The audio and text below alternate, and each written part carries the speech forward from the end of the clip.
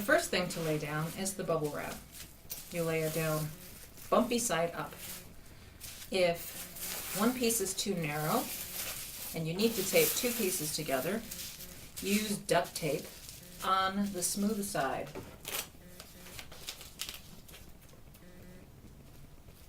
Duct tape works best in all of the water. Make sure that's on real well. And you have one nice big flat piece of bubble wrap. You take your wool and make sure it's not twisted, as straight as you can, and you start laying down drafts of wool, which means a pulling and one layer. What you're going to do is continue pulling drafts and lay them all out in the same direction in the shape you want your felt piece.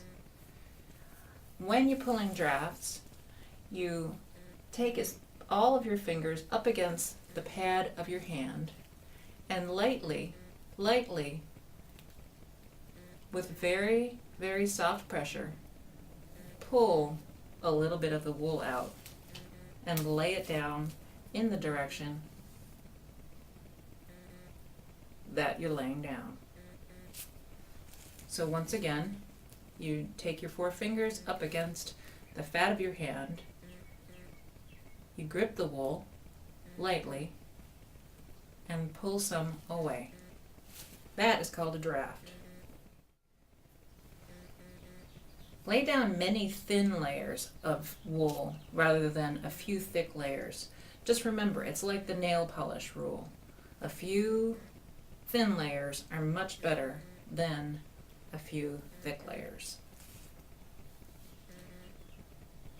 If you need to make a particular size in your piece, remember to allow about 20% for shrinking. The size I need is going to be 21 by 11, so I'm going to make it 25 by 13. Have your measuring device ready there. And 25. You could also mark it out with tape if you feel you need to have something exact. And then begin to lay the wool in the opposite direction, the other way.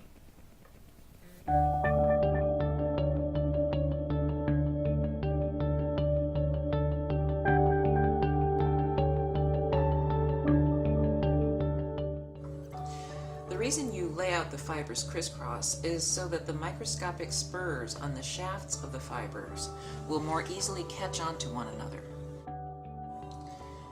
Positioning each layer perpendicular to each other gives the fibers a head start on getting tangled up with each other.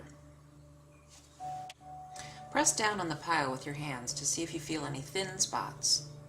If you do, add more fiber in those spots. A good way to look for inconsistencies is with a flashlight.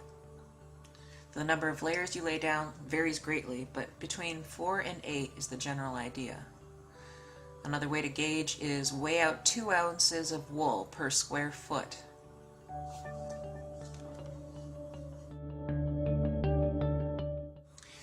Now it's time to lay out your design. Using different colored wools to create your pattern is a good start for beginners. If this is your first time felting, my advice is to start simple this way. Later on, you can add more elements such as yarn, mohair, and silk.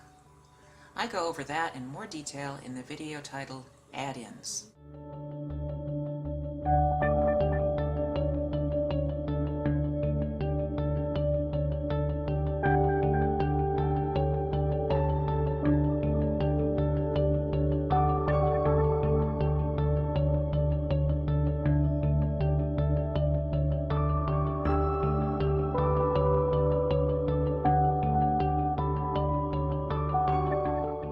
So now is a good time to make sure you're happy with it.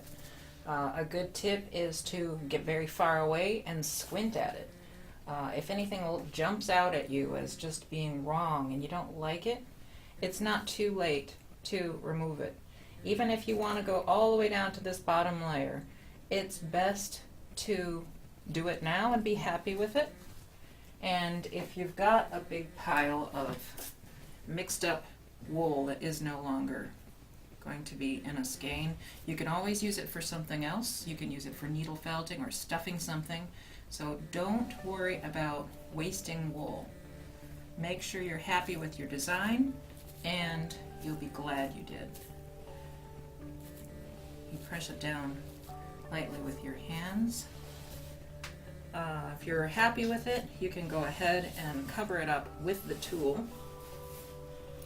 And a good stopping point is right now. If you feel like you're tired and you don't want to roll it today and wet it today, you can just leave it like this so that no family members or animals with their nosy fingers or whiskers get into your work until the time that you are ready to roll.